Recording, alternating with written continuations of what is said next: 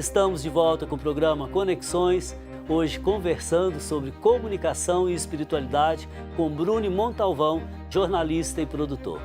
Então, Bruno, o primeiro bloco passou muito rápido, eu acho que eu falei demais, misturei um monte de coisa. Mas vamos devagarinho no segundo bloco agora. Queria começar falando de mídia e realidade, comunicação e realidade. Seja na imprensa, seja na rádio, seja na TV, seja nos meios digitais ou nos ambientes digitais. Ou seja, tudo aquilo que nós comunicamos, você dizia, é a partir daquilo que é, a partir de um contexto social. Ora, determinados programas de entretenimento, determinadas publicações em blogs, determinados textos na imprensa, eles representam a realidade, recriam a realidade ou legitimam uma realidade? Eu acho, do jeito que você entende, para eu me situar. Eu entendo que é aquele permanente diálogo entre audiência e emissão. Esses programas sensacionalistas que a gente está pensando, por exemplo, eles atendem uma condição do próprio interesse da sociedade. Veja bem, eu não concordo com eles, obviamente, né? Eu acho que a gente tem que fazer, enquanto jornalista, eu sinto que há uma necessidade ética de a gente superar um pouco, e aí eu estou pensando sempre nesses programas vespertinos, né? A gente precisa superar um pouco essa abordagem, né? Até antecipando um pouco essa questão da espiritualidade, eu acho que é uma questão de ordem ética você tentar não traduzir esse anseio popular na imprensa, né? Aí, mas tenta um anseio, por exemplo, de pena de morte, de todo tipo, um anseio justiceiro. Sim. Eu observo para você ver como esse é um fenômeno social que, obviamente, e aí eu tento pegar um pouco, costurar um pouco aquele raciocínio que eu tentava fazer, desse diálogo de que a comunicação tem os seus processos, a mídia tem as suas dinâmicas, os seus interesses particulares, mas ela sempre dialoga com a sociedade. Ela pode ser uma distorção, né, uma ampliação distorcida dessa realidade social, ela pode retroalimentar essas distorções sociais. Isso, para mim, é um ponto pacífico, né? Mas se a gente não perceber também que há uma ação a ser feita na própria constituição dessa sociedade, a gente vai tentar resolver eliminando só um tipo de problema. Então, pegando essa questão do sensacionalismo, observa como, quando ocorre um evento de violência, ainda que a mídia não esteja participando, há uma reunião na turba, assim. Tem um acidente de automóvel, uma fatalidade, você vê que tem um entorno assim que volta. O casal Nardoni, quando foram presos, né, a turma que se junta, né? A indignação, o grito, né? Quer dizer, a pessoa xinga aquele casal e depois vai e volta em casa e faz as suas barbaridades também. Eu estou querendo dizer com isso só que isso mostra como há um interesse da audiência por esse tipo de programa que a gente está criticando aqui. Eu não sei, às vezes vespertina, desculpe, né? Agora, obviamente, a empresa, a mídia, ela é um negócio também, para além. Essa é a conexão. Além de dar informação, ela também é um negócio. Porque a responsabilidade de toda a comunicação é que ela forma opinião, é que ela induz as pessoas, ela desperta sentimentos e emoções das pessoas. Sim. Nada na comunicação, eu diria, na grande comunicação, na grande mídia, é de graça. Há muito interesse ali, meu irmão. Então, quando você fala que a relação receptor, produção, transmissão, há uma relação. E, às vezes, uma relação que é direcionada. Por exemplo, na pequena mídia. Olha, no Facebook, uma pessoa, ela antes poderia curtir um post. Hoje ela pode curtir, pode pôr um coraçãozinho, pode pôr uma carinha com lágrima, pode pôr várias emoções ali. Mas ela é direcionada só para aquelas ali. Ela não pode pôr outras. Tá certo? Olha, com relação à imprensa, um grande jornal, que publica, por exemplo, o salário dos professores tem esse piso aqui. Que outra profissão tem isso? E às vezes de forma, eu vou dizer assim, criminosa. Quando, vamos dizer assim, o Ministério Público chega no outro dia da semana lá, põe uma notinha lá embaixo. Correto? Sim. Então, tudo isso é muito perverso no jogo de interesses da mídia. Ora, vamos falar de coisa boa agora então, tá certo? Comunicar é ser é comunicar. Sim. Portanto, é possível comunicar eticamente, é possível comunicar valores, é possível comunicar elevação espiritual? Eu acho que sim. Então vamos falar um pouquinho disso. Acho E eu que queria sim. aqui ler a participação da Beatriz Braga e do Luiz Barros. Basicamente, os dois dizem a mesma coisa. É preciso incentivar os jovens à boa leitura e entender que a mídia é poderoso instrumento que, se utilizado de forma adequada, é um auxílio na evangelização de jovens. Ou seja, a mídia, usada adequadamente, ela dá boas notícias, ela eleva, ela constrói. Sim, porque a mídia, se a gente for observar, essa possibilidade, pensando assim numa sociedade como o Brasil, né, que tem uma dimensão enorme, territorial, a mídia tem um papel importante de apresentar esse país para a comunidade. Né? Então, eu acho que é por aí que passa um pouco essa reflexão. Ela tem esse papel de dar essa unidade social, que eu acho um valor importante. Agora, né, porque eu acho que todo um programa eu estou parecendo uma defesa da mídia, não é o caso. Né?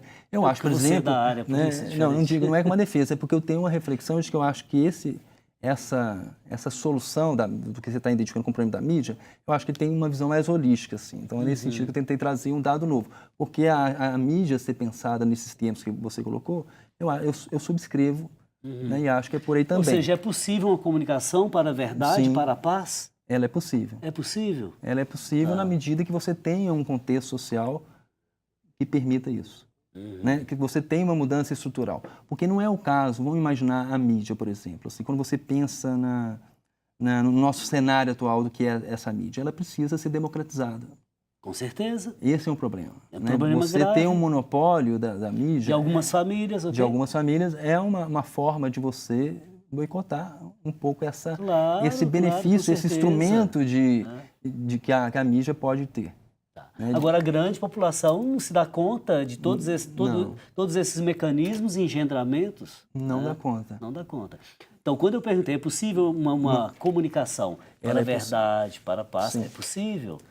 Será que eu imagino, padre, o ideal é de que, e aí eu acho que eu pego esse ponto da democratização.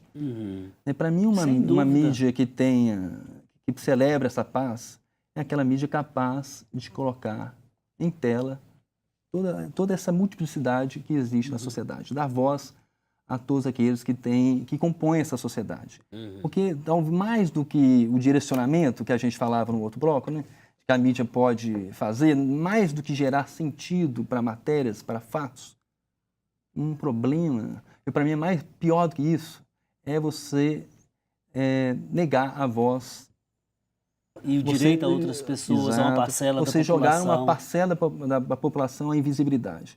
Pior do que eu, na condição de jornalista, remendar uma matéria para dar um tipo de contexto, é você negar, não colocar essa notícia, que é um outro dispositivo muito utilizado, né?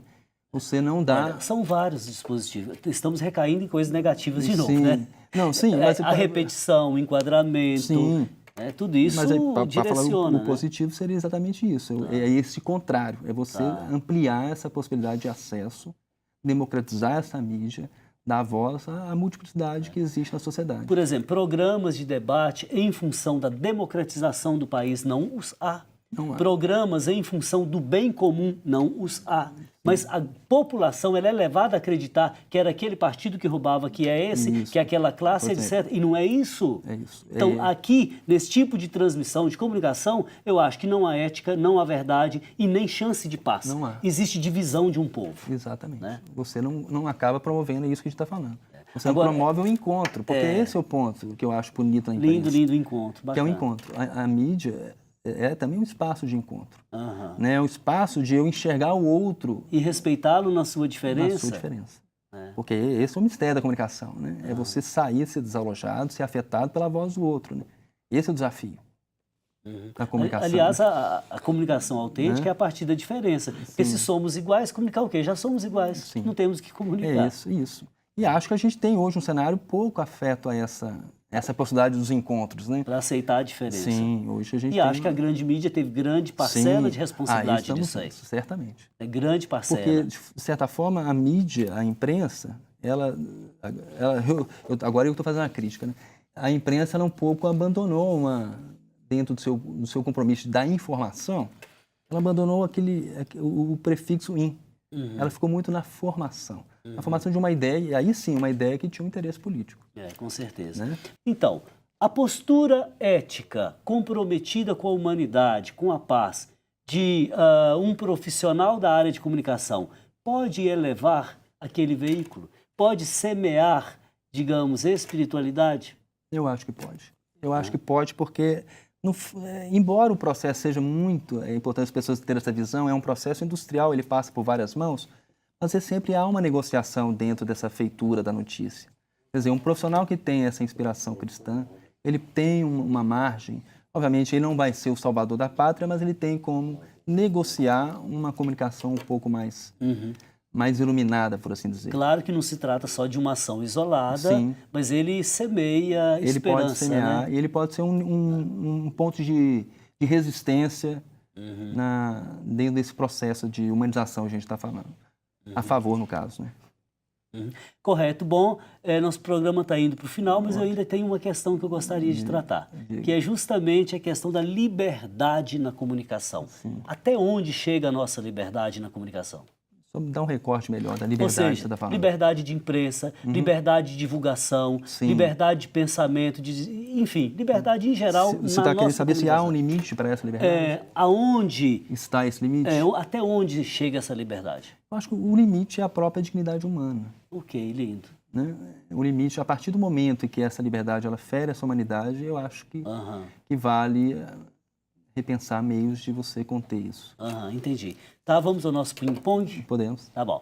Eu lhe dou uma palavra, você me dá outra, no máximo uma frase. Informação. Consciência. Veracidade. Uma busca. O que as pessoas desejam ver? Eu acho que elas querem ver muitas coisas, né? Eu não consigo te responder essa. Tá. Uma boa notícia. Uma boa notícia, a verdade. Ok, Bruno, um prazer tê-lo aqui. E, por fim, vou deixar um pensamento do Nelson Mandela. Se falares a um homem numa linguagem que ele compreenda, a tua mensagem entra na sua cabeça. Se lhe falares na sua própria linguagem, a tua mensagem entra-lhe diretamente no coração. Obrigado pela sua participação. Até a próxima.